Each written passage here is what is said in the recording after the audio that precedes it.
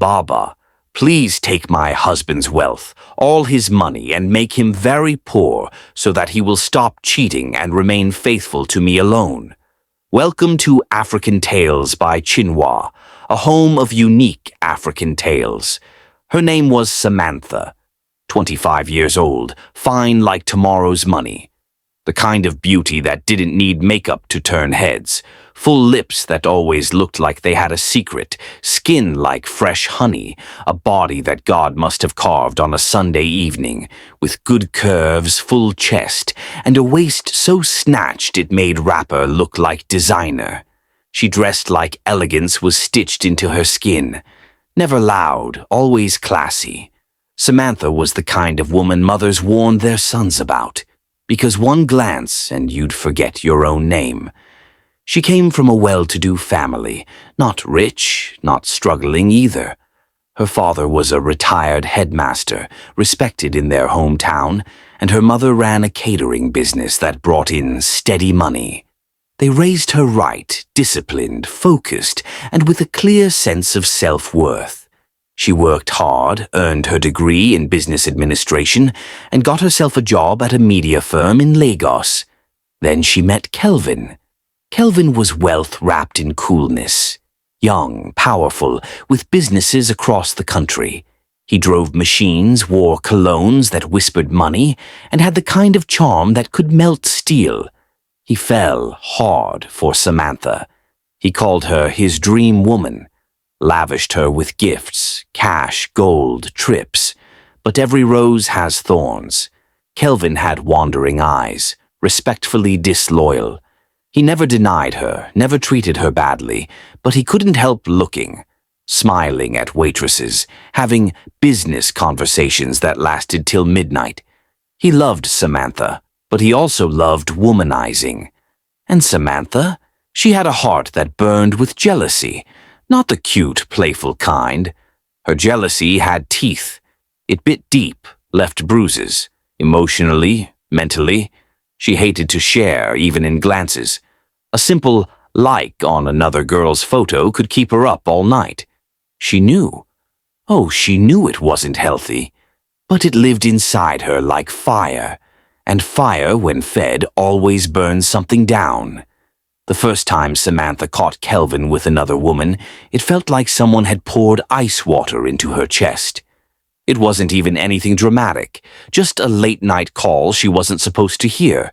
A woman giggling on the other end, calling him baby, asking when he'd come over again. Samantha had stood there, phone in hand, watching the man she loved lie effortlessly. Kelvin had denied it, of course, swore it was a business associate joking around. But Samantha wasn't stupid. She saw the shift in his eyes, the nervous twitch in his smile. She didn't scream. She didn't cry. She sat him down and told him calmly how she felt. He promised it was not what she was thinking, and like a fool in love, she agreed. But it didn't stop there. It was like every time she found her strength to walk away, Kelvin found a way to pull her back in, with tears, promises, flowers, even public displays of affection. His words were like sugar, sweet, addictive, but dangerous if consumed too much. And Samantha had consumed too much. Again and again she caught him, sometimes emotionally entangled with women, other times physically. The signs were always there. Lipstick stains that weren't hers, strange female perfumes lingering on his shirts, mysterious hotel bookings under fake names that she still traced back to him. Each time she comforted herself with hope. Maybe he'll change. Maybe he needs more time.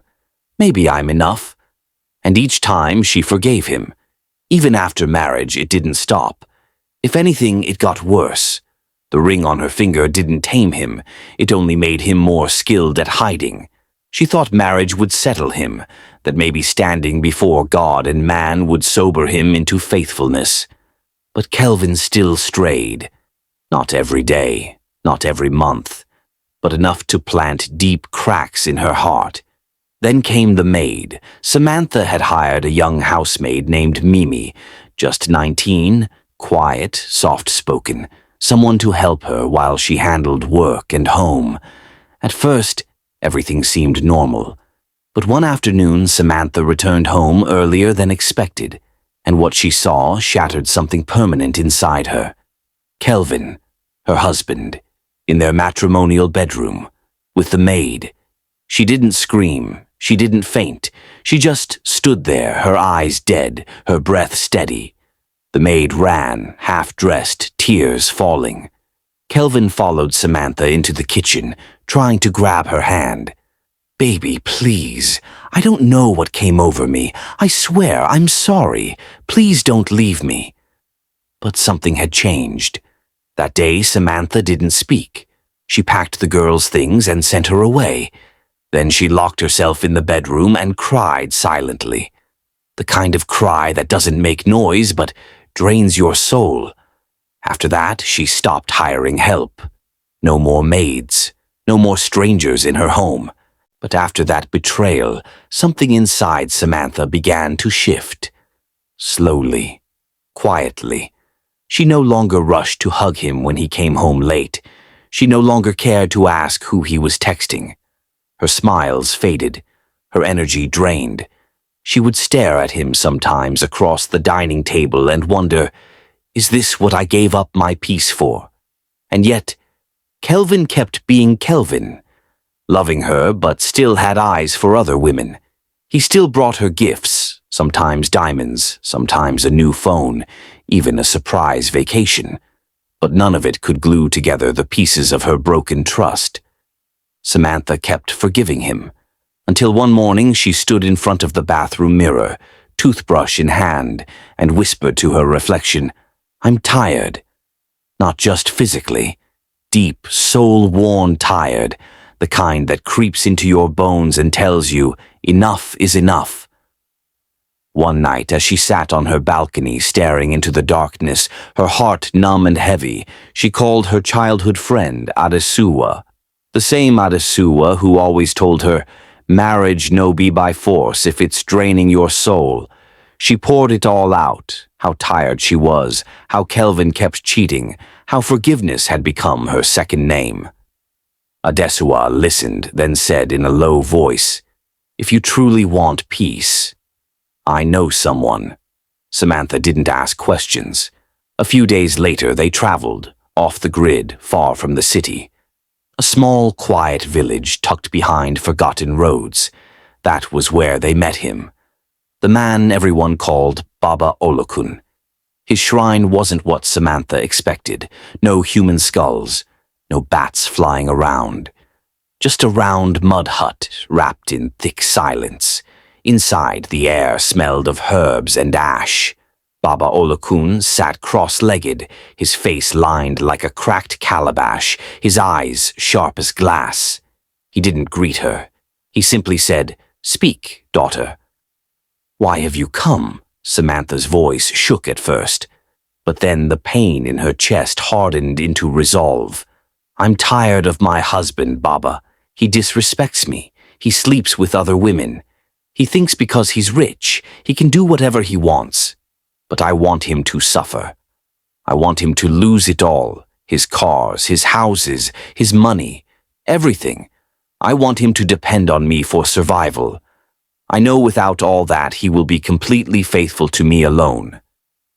Baba Olokun's lips curved into a slow smile.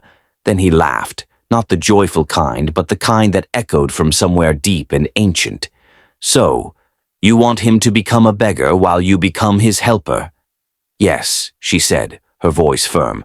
"My mind is made up, as long as I am the only woman he looks at." He leaned back, eyes narrowed. "Very well. But remember, when you curse a man's feet, his shadow will follow." Samantha didn't blink or even ask what that meant. She was done crying, done begging, done forgiving. The ritual wasn't dramatic. No blood, no fire. Just silence, a bowl of black powder, and a whispering language she didn't understand. Baba gave her a small pouch and instructed her to sprinkle it at the entrance of their house before sunrise. That was all. And within 3 weeks, Kelvin's empire began to fall. First, it was his biggest contract, terminated without explanation. Then a scandal spread online linking his company to fraud, though it was never proven. Investors pulled out. His bank accounts were frozen. His properties got seized one by one. The cars disappeared. The house was next. Everything he built crumbled like a sandcastle beneath a tsunami. Samantha watched quietly. For the first time since they got married, Kelvin had to ask her for money, for food, for transport. She'd reach into her purse, hand him a few notes, and say sweetly, "Use it wisely, babe." And she felt good. She felt powerful, in control. The man who once made her cry day and night now begged for survival. Months later, she discovered she was pregnant. Despite the wreckage around them, Samantha smiled. For the first time, she felt peace in her own home. Kelvin, broken and humbled, became quieter, softer. She ruled the house, paid the bills, made decisions. In her eyes, justice had been served. At first, everything felt like balance had finally been restored. With Kelvin stripped of his pride and power, and their son cradled in her arms, Samantha felt like she had won. She became the breadwinner, feeding her family, paying the rent, buying diapers, and still managing to slay in her quiet elegance. She wore her new role like a crown. The boss, the provider, the one in control. But life, as always, had its own plans. It started subtly. Her company announced layoffs. Restructuring, they called it. She wasn't worried. After all, she had delivered results year after year. But the morning she got that cold, official email with the subject line, "Service no longer required," she stared at it in disbelief. 3 years, gone in 5 lines. Still, she believed she'd bounce back. She polished her CV, applied for jobs, went for interviews, but rejection emails became her new notifications. Days turned into weeks, weeks into months. Her savings thinned, her confidence followed. The weight of reality pressed harder with each new morning. Kelvin tried to help, but he was still a shell of his former self. Whatever charm or connections he once had had vanished with his riches. No one answered his calls anymore. People who used to call him Boss Kelvin now crossed the street when they saw him coming. He'd sit on the couch all day, quiet, sometimes lost in thought, sometimes looking at their son like he was trying to apologize with his eyes. Samantha sold her jewelry, then her designer bags, then her car. They moved from a 2-bedroom apartment in Lekki to a small, self-contained room on the mainland. Their son, now 8, had to switch schools, from a private academy with air-conditioned classrooms to a cramped, low-fee community school where students sat 2 per bench. The Samantha who once dined in restaurants now haggled over cups of gari. The woman who once hosted friends with wine and suya now prayed that beans and plantain would last till the weekend. They began to feed from hand to mouth, literally. There were nights they had nothing but pap, days they tore bread in silence, careful not to finish it too fast. Samantha learned how to stretch 2,000 naira across 5 days. She stopped wearing makeup. Her hair stayed tied in wrappers. She no longer had the energy to cry. Her strength was focused on surviving. Kelvin began to help with house chores and school runs. He never complained.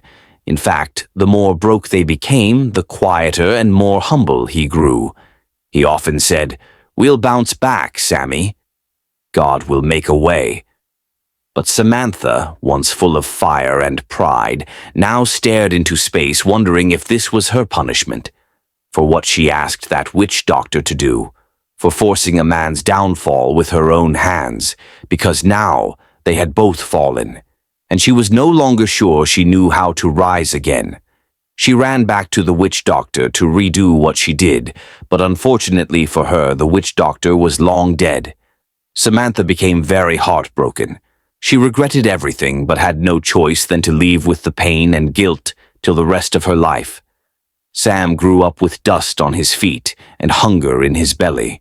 His earliest memories weren't of toys or birthday parties, but of watching his mother break sticks behind the house to light the fire, or walking to school in second-hand shoes that pinched his toes. They never had enough. Never. And yet, his mother always tried. Samantha gave all she had, sometimes going without food just to make sure he had a plate, even if it was only rice and salt. Kelvin, once a name people whispered with respect, had long faded into the background. He barely spoke anymore, just sat outside under the mango tree most days, silent and distant. Sam loved his parents, but he hated the life they lived. By the time he turned 30, he had tried everything, applied for jobs, learned handwork, even worked security at one point. But it was like a shadow followed him. Nothing ever worked. He always came close to breakthrough, then boom, failure, disappointment. Doors slammed in his face for no reason. One evening, after another job offer slipped through his fingers without explanation, his longtime friend Kola pulled him aside. "Guy," Kola said, lowering his voice, "this thing no be ordinary. You dey suffer too much. I know somebody, an old man, Baba Tunde. He helps people trace the root of their misfortune. No be jazz, just spiritual truth." Sam was hesitant, but desperation is a language that speaks louder than reason. The next day, they traveled to meet Baba Tunde. The old man's compound was quiet, peaceful. Baba Tunde didn't say much. He looked at Sam for a long time, then went into a back room. When he returned, he held a white chalk and whispered some words over a bowl of water. Then he looked up at Sam with narrowed eyes. "You must go home," he said. "Ask your mother what she did. She planted the seed that grew into your hardship." Sam blinked, stunned. "My mother? What are you talking about?" Baba Tunde only nodded. "She knows, and if she truly wants to free you, she will speak." Sam left in silence, his chest heavy, his mind spinning. That night, as the power blinked off and their small room was wrapped in candlelight, he faced his mother across the metal table. "Mama," he said, voice steady but low, "tell me the truth. What happened? What did you do before I was born? Baba Tunde said you know why we're like this." Samantha looked up from the pot she was stirring. Her hands froze. "What are you talking about, Sam?" she asked, eyes wide, confused. "What did I do?" He leaned in, his face serious. "Mama, I'm 30. I've tried everything and nothing is working. I went to a spiritualist. He said I should ask you. I need to know. What did you do?" Samantha stepped back, her heart racing. I don't know what he's talking about. I've done nothing wrong. Everything I did was for this family. Sam, I swear I don't know why we are suffering like this." But something in her voice trembled, and Sam saw it. The next morning, Sam returned to Baba Tunde's compound, his heart pounding like a drum. The sun hadn't even fully risen, but he couldn't sleep after the way his mother reacted. Something wasn't right. He knew it. Baba Tunde was already outside, sitting cross-legged with a calabash of water before him, as if he had been expecting him. "She said she doesn't know anything," Sam said, frustrated. "She looked me in the eye, Baba, and said she did nothing." The old man nodded slowly, his voice calm but sharp. "Then go and ask her again, but this time ask her what she did with your father's wealth." Sam blinked, confused. "What does my father's wealth have to do with anything?" Baba Tunde dipped his finger into the calabash and began to swirl it. "Your mother's jealousy cursed your father's destiny, but she never understood that when you tamper with one man's path, you block another's future. She thought she was securing power, but she was cursing your destiny." Sam's heart tightened. "You were never supposed to suffer like this," Baba continued. "Your father was your covering. Her role, by destiny, was to support him. But out of jealousy and anger, she asked for his downfall. The spirit heard. It obeyed. His wealth died, and it buried your future with it. Sam stood there, stunned. She wanted him to stop cheating and remain faithful to her. And he did, Baba said, his eyes darkening. But now you're the one paying the price. That curse didn't end with your father. It clung to his seed. You. Sam left with his heart in his throat. Back home, the room felt hotter than usual. His father was asleep on the mat, snoring softly. Samantha was folding clothes on the plastic chair, her face tired and quiet. "Mama," Sam said firmly. She looked up. "I went back to Baba Tunde. He told me the truth. He said you cursed Daddy's wealth, that because of what you did, my own life has been ruined." Her hands dropped the clothes. "Mama, is it true? Did you do something like that to Daddy?" Tears sprang into Samantha's eyes before words could. Her lips trembled and she turned her face away. "Mama, talk to me, please." She sank into the chair and began to sob, her chest heaving. "I was angry. I was tired. He kept cheating. I just wanted him to feel what I felt. I didn't know it would touch you, Sam. I swear I didn't know." Sam stood frozen. "I begged for his downfall. I asked a man to destroy his wealth, but I never thought it would follow my child." Then she grabbed Sam's hand. "Please, don't tell your father. Please, I promise to find a solution." But Sam's heart broke, not just for his father, not just for his lost destiny, but for the mother whose jealousy cost them everything. 2 days later, Samantha tied her scarf, wore her old slippers, and followed Sam in silence to Baba Tunde's shrine. Her feet felt heavy, her heart even heavier. Sam didn't speak much during the journey. His eyes were distant, his jaw clenched. They arrived before noon. Baba Tunde was seated on a low stool, as though waiting for them. His gaze shifted to Samantha. Her steps faltered as she knelt slowly before him, her voice breaking. "Baba, please, I've come to make it right. I didn't know what I did would destroy my son. I didn't know." Baba Tunde nodded slowly. "The spirit world works with balance. You broke the natural order. You asked the spirits to reverse your destiny, to take from your husband and give to you. Now your son carries the weight of that imbalance." Sam stood behind her, arms folded, his heart racing. "Is there any way to reverse it?" he asked. Baba Tunde didn't speak immediately. He stood, walked around the shrine, then looked at them both. "There is only one way," he finally said. "For your husband and son's destinies to be restored, you must give yourself up." Samantha's head shot up. "Give up? How?" Baba Tunde's voice was low and final. "Either by death or madness. That is the price for what you stole." The words dropped like a hammer. Sam staggered backward. "No, Baba, there must be another way." "There is none," the old man replied. "She was never destined to be great on her own. Her strength was tied to her husband. She stepped out of line, and her son's future was the cost." Samantha wept. "Let me die then, if that's what it takes to make things right." "No," Sam snapped. "You're my mother." But Baba Tunde raised a hand. "The decision is not mine. Go home. Decide."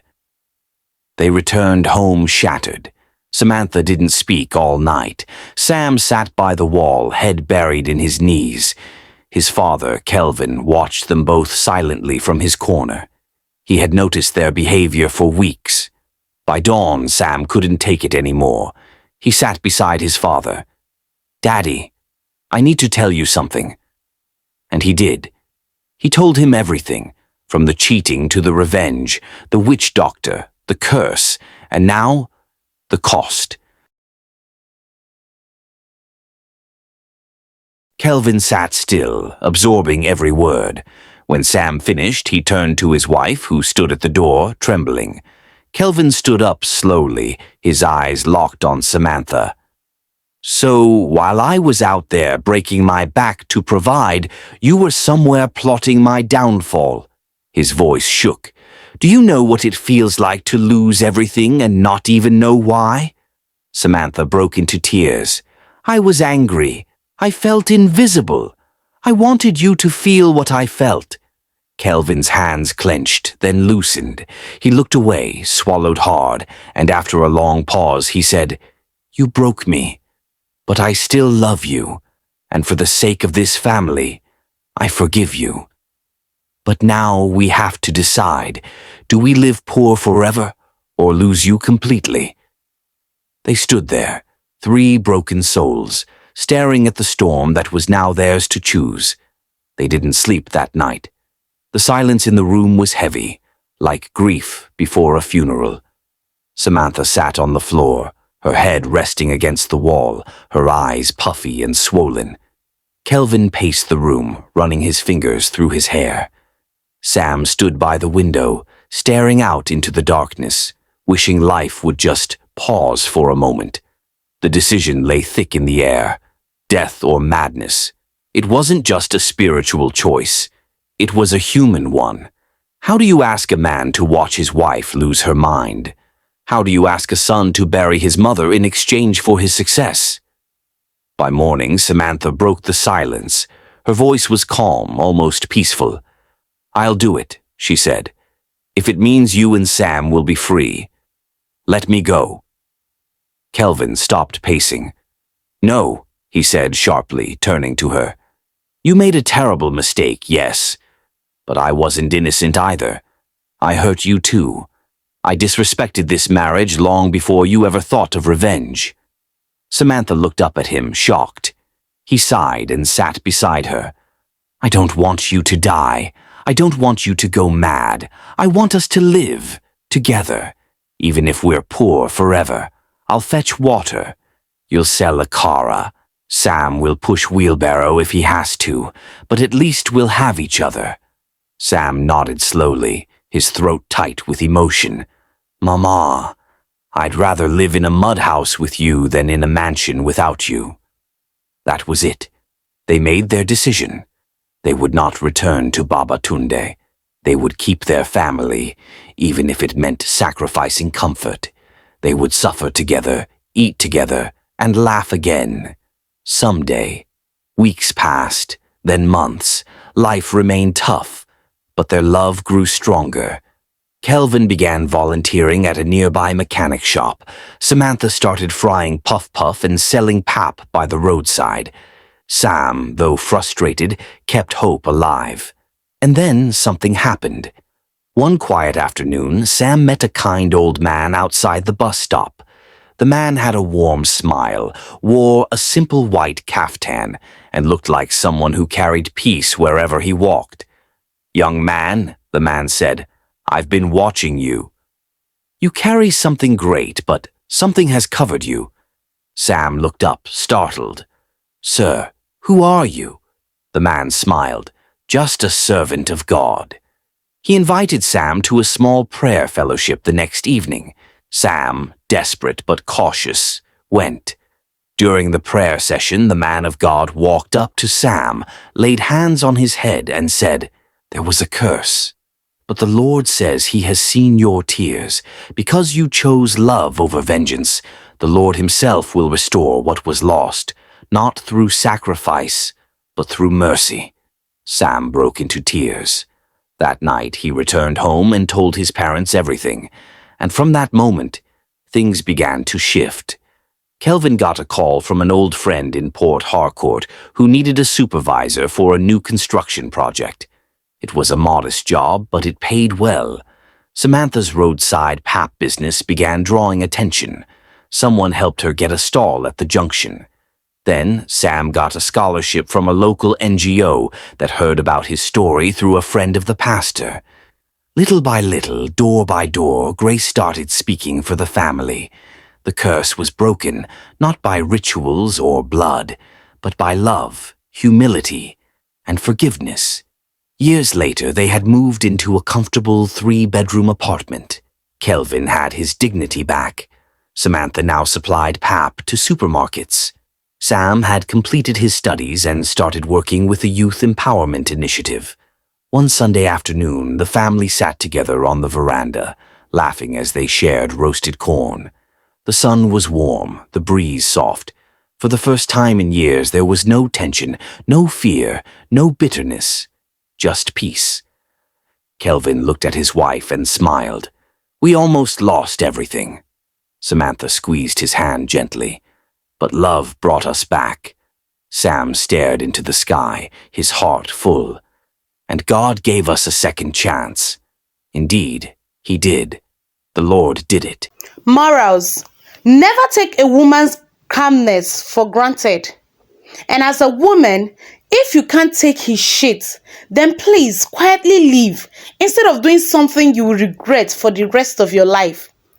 True healing begins when love is chosen over pride and forgiveness over revenge.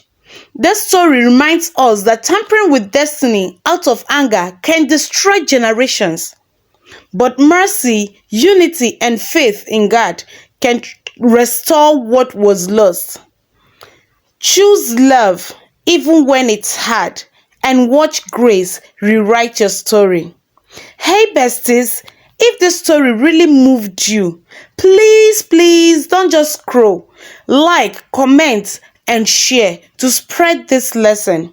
Subscribe to African Tales by Chinwa, where ancient wisdom meets modern truth. Thank you for being patient with me all this while, and see you guys in my next video. Love you.